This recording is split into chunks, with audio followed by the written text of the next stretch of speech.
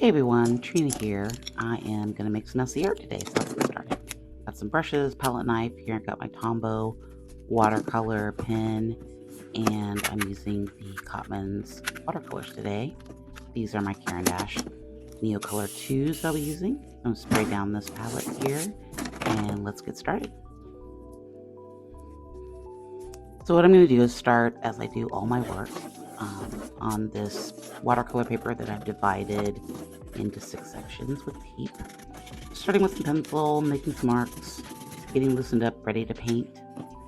It's a good way that I like to start. Now I'm going to go in with this Tombow watercolor marker. I love the marks that this makes. It's really squiggly and you can get some really fun marks depending on how much pressure you put on it.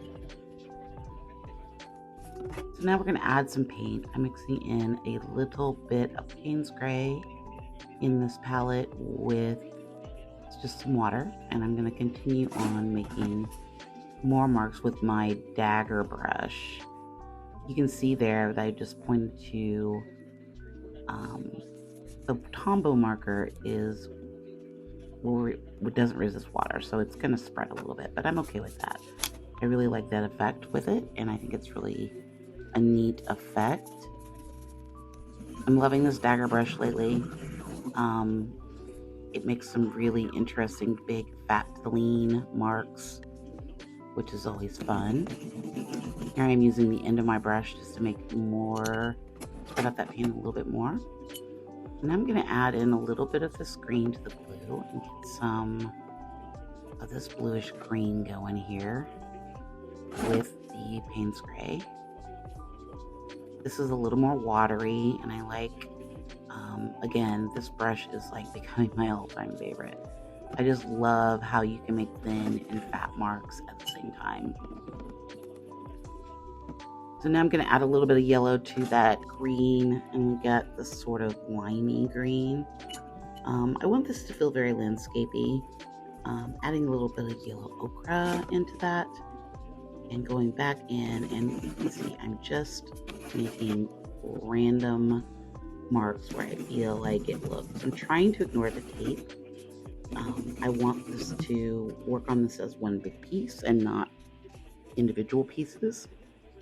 The goal is to, at the end, have 6 pieces that I can then go back in and work on. These are the beginnings of work, not the end. So here I'm going with a little bit of red mixed with the yellow ochre, adding some petal shapes, some smaller red shapes to it. I really like the boldness of this red. I think that it adds something to it a little bit.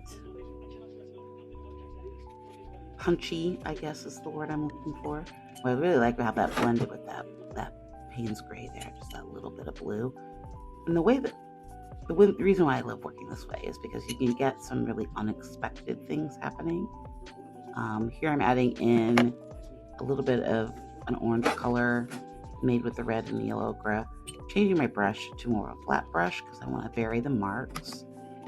Very important not to have all of your marks be the same, because then it just sort of starts looking predictable.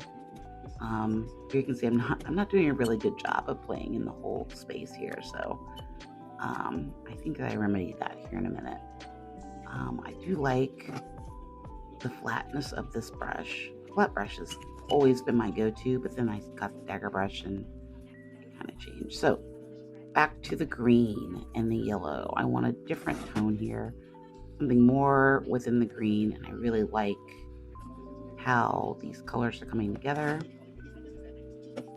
Adding in some more petal shapes and some solid bits of color.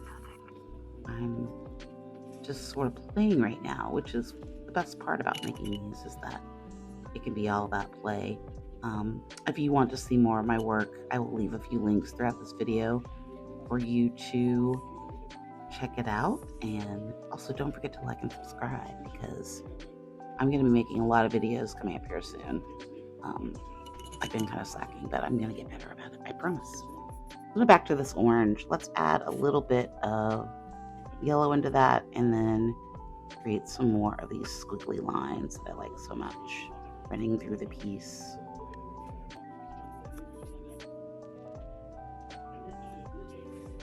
Here I've mixed up a little bit of a bluish green color with Payne's Gray and the green and some of that ultramarine blue as well. A little yellow. I like to keep it more on the, it was a little too cool, so I wanted to add some warmth to it. But I do like this color. It's a little different than what we had before, so it adds a nice contrast and nice effect going into these pieces. Here you can see I'm using the end of my brush again just to make more marks, and I'm a person that can always make more marks. I love mark making.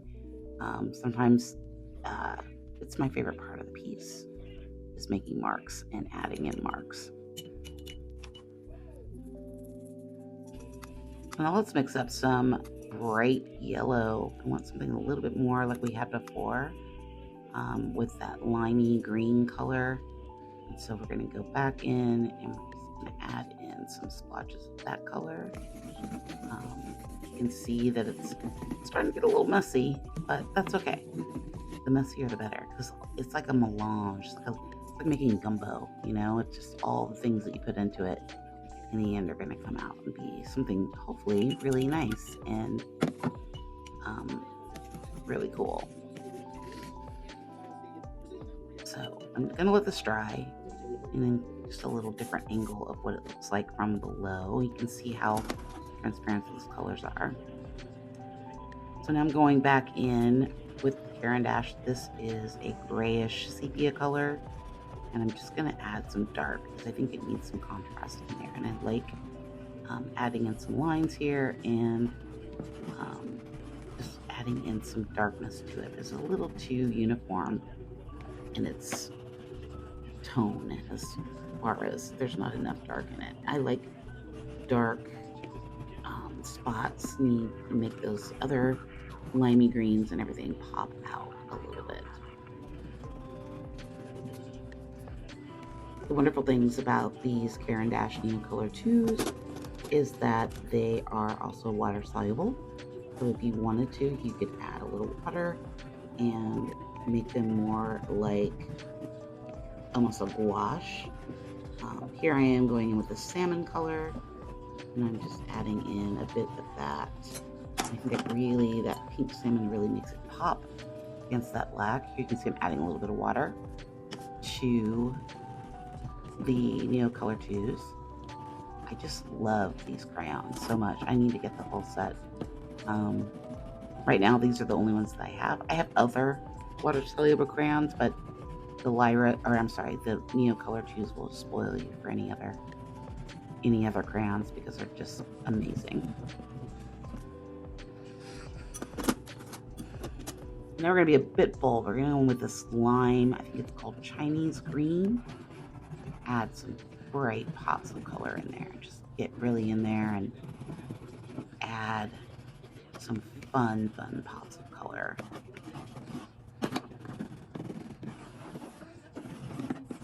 I'd be curious to know, and leave it in the comments, if you ever work in this way. Do you ever just start making marks inside of a paper and see what you get?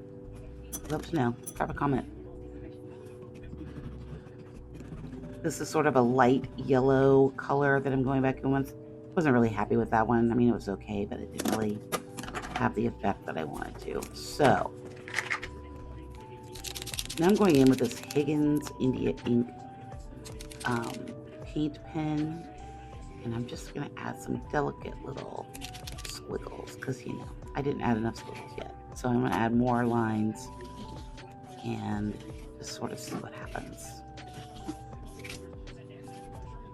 And that's pretty much it for what I'm going to do for right now. Like I said, these are beginning pieces, and I will go back and sample them. Here I am heating up the tape so I can take it off. Pro tip, if you don't want your paper to rip, heat up the tape before you take it off, and that way it won't rip your paper. So as you can see, I'm pretty happy with what I got here. So now I'm going to take my ruler and I'm just going to rip these up. A lot of people use paper cutters. I'm a ruler girl. I like my ruler, and I'm not being terribly delicate with these. So these are the final results, and this is kind of interesting, and I love, this is like my favorite part, like seeing what I get. I do like to turn things around and kind of look at them. These will either be finished by painting back in, but maybe with acrylics, or maybe even adding in some gesso, which I'm going to do right now, to give it just a little bit more depth with some white gesso, or they could be used as collage papers as well. But just with a palette knife, I'm just adding in some white. The thing that I love about gesso is that it gives texture and also adds white. I like it better than just white paint. You can scratch back into it. You can put it down thick and paint over it, and it gives a nice effect. But yeah, I really like the gesso. So here I am adding just another piece here, just to kind of give you more idea about how the gesso works and its transparencies. I'll be posting hopefully a video a week coming up soon. So don't forget to like and subscribe. And hopefully I will see you in the next one. Thanks so much for watching, and have an amazing, amazing day. Bye.